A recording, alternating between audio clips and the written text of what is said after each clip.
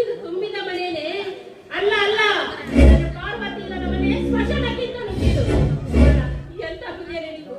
ಪಾರ್ವತಿ ಮೇಲೆ ಸ್ವಲ್ಪ ಕೂಡ ಕರುಣನೆ ಬರಲಿಲ್ಲ. ನಿನ್ನಂತೆ ಅದು ಊರು ತುಂಬಿಕೊಂಡು ಸರ್ ಬರ್ತೀನಿ.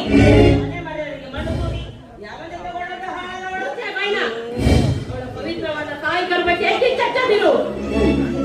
ಮಾತಾಡೋದು ಕಂಡ್ರೆ ನನಗೆ ಸಹಿಸೋದಕ್ಕೆ ನನ್ನ ಪಾರ್ವತಿ ಮನೆ ಬಿಟ್ಟು ಹೋಗ್ಬೇಕಾದ್ರೆ ನನಗೆ ಆಗ ಕೈವಾಡವಿದೆ. ಯಾರು ಕೈವಾಡ?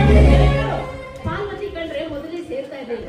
ಅವಳು ಗರ್ಭ ಧರಿಸಿದ್ದು ಇಷ್ಟನೂ ಇರಲಿಲ್ಲ. ಅಂದಮೇಲೆ ನೀನೇನಾದ್ರೂ ನನ್ನ ಪಾರ್ವತಿ ಬೈದಿರ್ಬೇಕು, ಕೆರೆನೋ ಬೈದ ಪಾರಾಗಿರ್ಬೇಕು.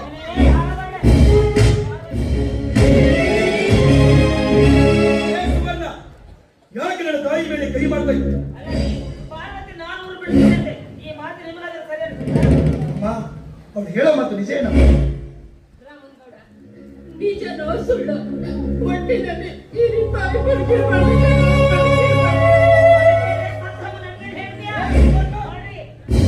ತಾಯಿ ಮೇಲೆ ಪ್ರೀತಿ ಇದೆ, ತಾಯಿ ಮಗನಿಗೆ ಚೆನ್ನಾಗಿ. ಈ ಮನೆಯಿಂದ ಒಂದು ಸೊಸೆ ಕಣ್ಮರೆ ಆದ್ರೆ ಮತ್ತೊಂದು ಸೊಸೆ ಈ ಮನೆ ದೀಪ ಬೇಕು ಬೇಕು. ಮನೆ ಸುಪ್ಪಾಗಿರಲ್ಲ.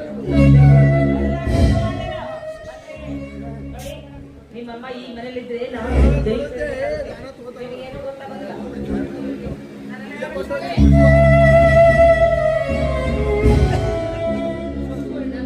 ಮನೆ ಬಿಟ್ಟು ಹೋಗು ಅಂತ ಹೇಳಿದ್ರೆ ಎಲ್ಲಿಗಂತ ಹೋಗ್ಬೇಕೆ, ಹೇಗಂತ ಬದುಕ್ಬೇಕು? ಯಾಕಾದ್ರೂ ಬದುಕಲು ನಾನೇನು ಮಾಡ್ಲಿ?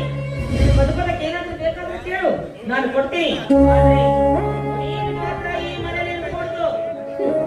ಮುತ್ತಿನಂತ ಸೊಸೆನೇ ಈ ಮನೆ ಬಿಟ್ಟ ಮೇಲೆ ನೀನೇನೇ ನನಗೆ ಕೊಡ್ತೀಯಾ?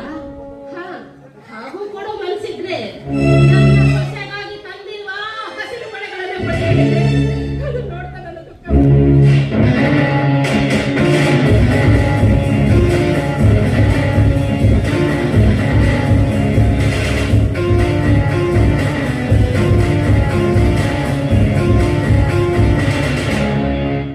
ನಾನೇನೋ ಕೇಳ್ತಾನಂತೆ ನಾನು ಅಂದುಕೊಂಡಿದ್ದೀನಿ. ಹಸಿರು ಬಳೆ